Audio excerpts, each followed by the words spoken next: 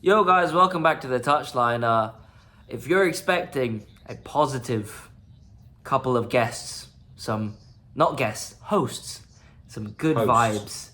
vibes, some good energy, click off right now. You've got a pissed off United fan, a disappointed Newcastle fan, and we're not even together, so we can comfort each other. We're actually on other sides of the country. Oh, Yeah, comfort each other search? Interesting. not in that way, but. We might as well, you know what, let's just dive in. Let's get our games out the way. You go first. Newcastle 1, Brighton 2 at St. James's Park. What are you saying? Yeah, I mean, what more is there to say besides thank you, Anthony Gordon? No, we're not going to pass all the blame straight away. Honestly, we look like the better team at the beginning of that game, in my opinion. I thought it was a great game for the neutral, really back and forth. You had Isak just looking again like the world-class striker that he is. And honestly, everyone looked like they were firing. And then, we score our first goal. Everything's looking up, I'm feeling great about myself. Oh, it's 1-1. Okay, that's interesting. All right, but it's fine because, we're at home. Anthony Gordon's got a red card for pushing somebody. Now, In the face. I suppose we'll talk in the face or in the back of the head. Yeah, I suppose we'll talk more about that later, about that specific incident. That sort of shifted the game completely and changed basically how the whole thing turned out. About 20 or maybe about 10 minutes later, Lamptey, who should have honestly got a second yellow in the first half. He really should have. But he got his second yellow in the second half. So a red card for each team, both down to 10 men. You're thinking this is where it's going to start becoming interesting now. Newcastle, you don't need to sit back anymore.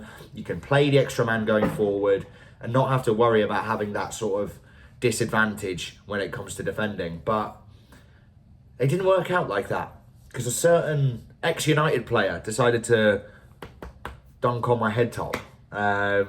I'm sure you know him very well. What was his name? That guy Welbs. He did it. Welbs. He did it. He chipped the keeper. And listen, Yeah. I've got a cup of whiskey in my hand here because this is what it's come to, ladies and gentlemen.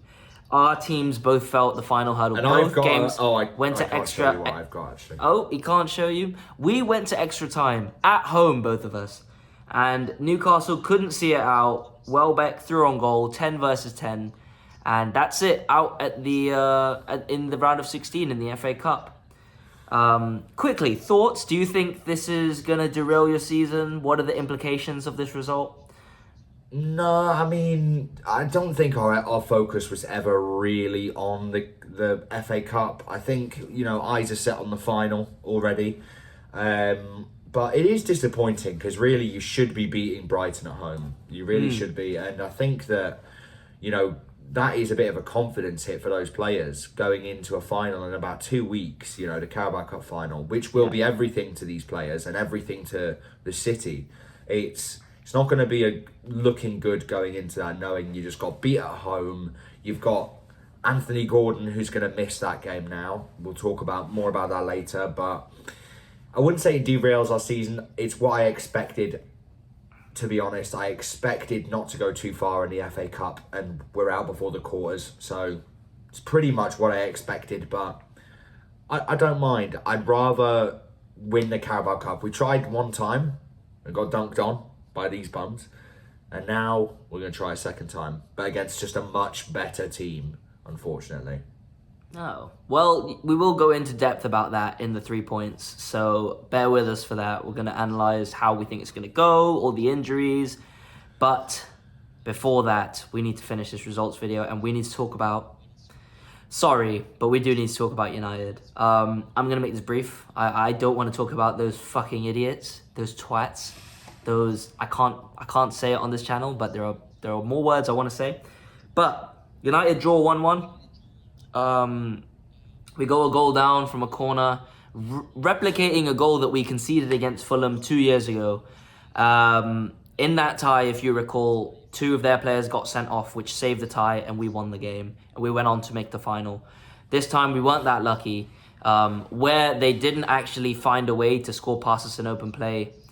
They did prevail, despite Bruno Fernandes giving us a moment of brilliance, as per usual, shutting up the haters, because without Bruno Fernandes, I'm not exaggerating, we would be in the relegation zone. I'm not even kidding right now. This guy is the only bright spark in this United team, the only player capable of tipping the balance in a game. And the fact that some ex-players, some pundits, some football legends have the audacity to actually call him out is beyond me. And we will go into that in 3 points, but I can't believe it. I can't believe that out of all the players on that pitch, you're going in on him. Because today he put in a man of the match performance, he got man of the match. But it wasn't enough, you know, when you've got idiots up front, people at the back who don't know how to play it out, a goalkeeper that doesn't know how to play goalkeeper. I think I could fucking do better than that guy. I'm done with him, man. I'm done with Onana. And I know, you know, I tried to support him. Ben tried to tell me that he's not good enough. I didn't listen. You know, I was trying to be positive. I was trying to be a good fan. But honestly, by the end of that game... Though. That is what you get. That's what I get for supporting my team. It's true. It's what you're a United fan. We weren't playing football by the end. You watched the game. We were lobbing it up and hoping we won second balls. That's what we were doing. Yeah. Is that Amorim ball? Sunday league stuff. You've had a whole week, or not a whole week. You've had enough time together, Amorim, and the players to get a style of football in, and I'm not seeing it. It feels like it's getting worse. And again, revisionism about previous managers, which we will talk about in 3 points. Amorim, I think he's doing the best he can with not even tools, bro. He's literally opened the toolbox and there's just shit in there. There's literally just feces in there. So this is what he's trying to do. We can't play football. We can't score a goal. We bring on Obi. He's 17. He could have scored a couple of goals, but I'm not going to blame anything on him. He caused more problems for the defenders than Højlund did. Højlund cost us 70 plus million. Bear that in mind. Okay, we go to penalties. Onana dives the wrong way every time. And yeah, we get knocked out. We're out of the cup. It was one of those, the season's gone. And we're trying to, like, the copium was, oh, if we win the FA Cup, we can get Europa. That's gone. Oh, if we win the Europa, we can get champion. There is no fucking way we are winning the Europa League playing like that. We've got Real Sociedad in the next round. If we win one tie, I'll be happy. One leg will be happy. But I don't think that's going to happen. We're shit, man. We're so shit. And while we're on United, I'll just move on to the Ipswich game. We won 3-2. We got a player sent off. I saw some fight, but the goals came from Bruno Fernandes set pieces. You need to do better. Just like Joey Swoll says, you need to do better, right? Oh, respect Joey Swoll. That is one of the guys. Sorry. He is. And listen, that's Bruno. Again, Bruno set pieces giving us goals from our centre-backs. Maguire, De Ligt. We're shit. And I just want to get United out of the way and we can talk about other teams now. Yes. Do you have anything to say about United? They're shit. Yeah. He covered it all. They are shit. There's no other words about it. After a while, it doesn't even look like they have any patterns of play. It's like hoofing the ball across the pitch, like giving it to Garnacho, thinking he's going to beat anybody. He couldn't even beat his girlfriend. Never mind beating defenders. Do you know what I mean? But yeah, it's true. You know, it's the United curse. They all do it. Do you know what I mean? Jesus Christ. No comment. It's true though. They did play bad. They did play bad. We are shit, yeah. But, you know, it's fine. We can focus on other things now. NBA. I'm a big NBA fan. You know? Yeah, I mean, listen, I support the Spurs. Wembanyama out for the season, but it doesn't matter. I'm good. I'm not as deep into basketball as I am into football, so we can watch, you know, Tatum trying to be cool and then losing after 22 points up. Yes. So if you want us to start an NBA podcast, we did it. Let us know in the comments, because honestly, fuck football. I'm just kidding. Guys, I'm just joking. All right, we're gonna continue with this episode. Let's rewind the clock a little bit. Let's go back to midweek. There were some Premier League games, and let's talk. You know what? Let's talk about Newcastle as well, because it hasn't been a good week for either of us. Newcastle start against Liverpool. We both predicted it might have been closer, but you look at the team sheet. Where's Isak? Isak, he came obviously down to Liverpool. He wanted to play the game. Yeah. And, he starts warming up. Everything's going well. Oh, no, well, my groin is on fire. Why is that happening? Groin? So injured during the warm-ups or felt a little bit uneasy, didn't want to risk it. Eddie Howe obviously not going to take any risks, leaving out one of the best strikers in Europe or risking him getting injured in really just a meaningless sort of away game at Anfield. Obviously every game matters, but in the grand scheme of our season, this is not the most important game. We know that playing Callum Wilson, or even if we dared to play Asula up front, that we're going into that game knowing it's going to be extremely difficult regardless. If Isak's in that game, it changes it completely, I think. Oh, 100%. 100%, because he's out, what can we do? We got... Honestly, I think Liverpool are just the best team in England right now. And I don't think there's any doubt about it. They are too good to be beaten genuinely at Anfield. It is such an uphill mission to try and do that because you're up against... Or you're at, one of the most difficult stadiums in the world football really to go to. But yeah, I don't really put too much thought into the result, to be honest. I'm hopeful. All I'm thinking about, my head is locked in to the Carabao Cup final. That's all I care about. I just want to win that. I don't care how... Hand of God, I don't care. Let one of our players do that. I'll cheat to win. I don't care. Give me the trophy. I'll get a tattoo if we win. I've already said it. We will be watching the game together, so you'll be getting some live updates from yours truly. I'm gonna be filming this guy, like he's an animal. I'm gonna be observing him. I'm gonna be seeing if any big events happen. Follow us on TikTok for that, because it's gonna be good. It's gonna be good, and obviously if we win, we're gonna record the touchliner literally right after. And if he cries, I'm getting it on camera. When he cries, not if he cries. I will cry. No, I will cry. 100%. You gotta respect it. You gotta respect it. But yeah, let's talk about some other games midweek. We saw Arsenal go blank against Forest, draw 0-0. Oh.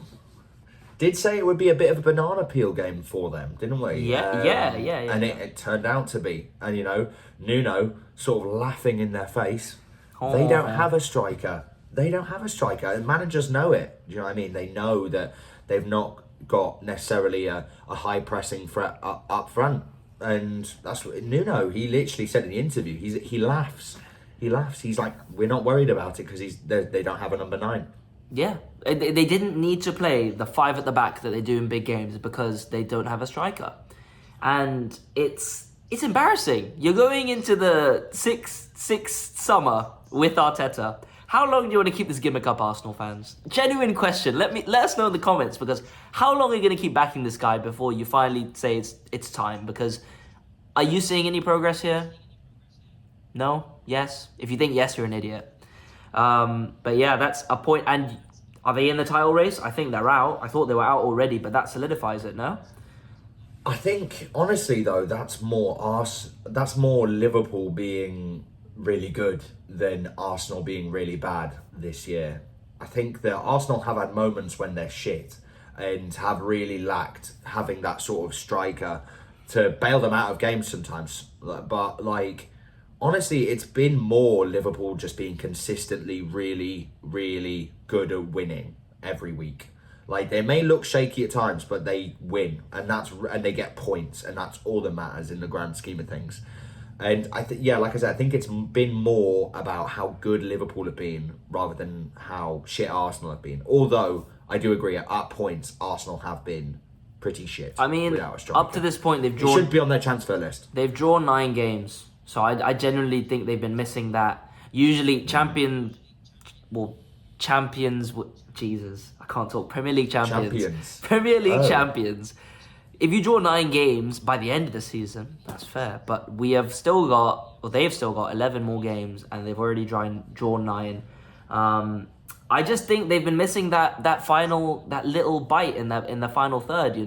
Honestly, you look at Isak. The amount they were linked with him last summer. I don't think they're going to get him now, but they should have. Honestly, if I were Arsenal fan, I'd be pissed off that they didn't go all out for him last summer. Because he was there. He was there. He was there for the taking, but I'll tell you this right now. He doesn't even know where you guys are. Arsenal fans. He doesn't even know who you are. He cooks you. I can't lie. He cooks you and eats you. That's what he does. Yeah. Literally what he does. But enough Enough about Arsenal. Enough. 'Cause I'll start to feel sick if we talk about them anymore. Chelsea beat Southampton 4-0. It was the only way they were actually going to get some goals. But nothing. Palmer blank. Nothing from Palmer. This is a talking point. Disgusting. Nothing from Palmer. Honestly, it's one of those FPL moments if you play that the whole team plays well, but the one player you have has blanked. Nothing. And you did say, if Palmer blanks, we're going to have to start a conversation. What's the conversation? Are we starting to have the conversation now? Why has Palmer not been showing up for Chelsea? Yes, I know that Maresca might not play the football that suits the... I don't want to hear I've it. heard Chelsea okay? fans say it's because Nicholas Jackson's not there. And honestly, take a look at yourself in the mirror if you're saying that. Take a fucking look at yourself in the mirror if you're saying that. I can't lie. If Arsenal can function as well as that, let's be honest, they are second in the league right now. Yeah, that's correct. If Arsenal can get second in the league without a strike, with Havertz, bearing in mind Chelsea's ex-player, who they could have kept, right, just hypothetically. Yeah. Well, you don't need a striker to be pushing to second, as, you know, Arsenal are showing. So if your lack of faith and your reasoning for losing is because you don't have Nicholas Jackson in your team, I laugh at you, my friend. I say, haha, you're stupid. I say you don't have any brain cells, because Nicholas Jackson's not going to come in and score you 20 goals a season. It's just not going to happen. Absolutely not. Neither is Havertz, but they... what's the word? Catalyze? They catalyze for the rest of the team. They catalyze. Is that a word? They catalyst. Yeah. That FIFA chemistry style, whatever that one is. Yes, that's the one we need. Yeah. But they do more than people realize. But Jackson, I mean, if Chelsea are really saying the reason they're not winning is because they don't have a striker, I think that's just ignorance. To be honest, I think that is pure ignorance to the fact that maybe Maresca is just not that good. And maybe some of the players you've signed recently are just not up to standard. And the players that you need to be performing week in, week out, your Palmer, you know, your Fernandez, your Caicedo. Is he even playing? Is Caicedo even injured? Is he injured or something? Is he not playing? I thought he played. I don't know. It's just like, where are these guys? He played, but he got booked and he got subbed. That's what happened. Oh, he got hooked. Jesus Christ. Yeah, man. I mean, look, Southampton at home, you've got to win that. Even we beat Southampton at home. Diallo hat-trick, but still. It doesn't tell us much about the team, I think. But I think for confidence, maybe, for the players, it could be good. But yeah, moving on from Chelsea. Villa lose 4-1 to Palace after a good result against Chelsea. They looked like they were starting to gain some momentum. But Palace, Mateta... By the way, okay, enough about Villa. Fuck that. They lost 4-1. Mateta almost died. He almost died. I suppose we can talk about that later if you wanted to. Nah, we can talk about it now. This guy died, man. This guy, the keeper came out, kicked him in the head, and Michael Oliver had the audacity to play on for a little bit before sending the keeper off. But I wanna bring up one thing here. I saw a tweet from an Arsenal fan, and he said that this is a way to get back at Miles Lewis-Skelly. He said the referee let the keeper foul Mateta because he made it a race thing, and he said that it's a way to get back at Miles Lewis-Skelly. Now, I don't know how Arsenal fans manage to do it over and over again, but they make it about themselves. What are your thoughts on that? It's always about Arsenal, and you know, again, you know, we're pushing time a little bit. I don't want to speak too much about these bums, but there's always an excuse. There's always a reason why Arsenal they get done hard by the referees. You know, everyone's against Arsenal. No, you make everyone against you by being the most annoying and just straight up frustrating fan base in the world of sports. So it's projection, I think, at the end of the day. They're projecting the fact that, you know, they know their team's half decent, but they're not at that level. No, and because they're not at that level, they make excuses for the reason why they're not winning the league every year. It's true. And it's because they're shit. No, it's because they're just not as good as City or Liverpool. It's true. But yeah, I mean, Arsenal fans bums. But listen, Mateta, Get well soon, because that challenge is ridiculous. That was a Shawn Michaels kick to the That face. is, yeah, WWE. I mean, That was insane. John Cena turning heel. John Cena heel turn. Yeah. If you know, you know. But yeah, I mean, Palace went through regardless. The FA Cup, honestly, you've got some ties there. The only Big Six team left in there, City.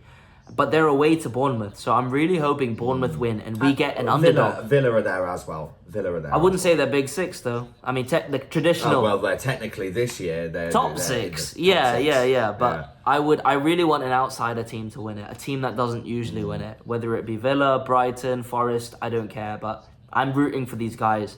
I hope one of them wins it. It'd be boring if City win it again. So come on, Bournemouth.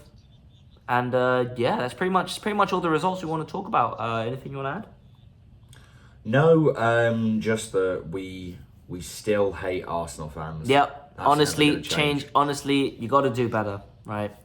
Anyway, like, comment, subscribe, follow, all that good stuff. If you're not following us on TikTok, what are you doing with your life? Honestly, what are you doing? You need to follow us, comment, and yeah, we'll see you on 3 Points in a couple days, in a bit.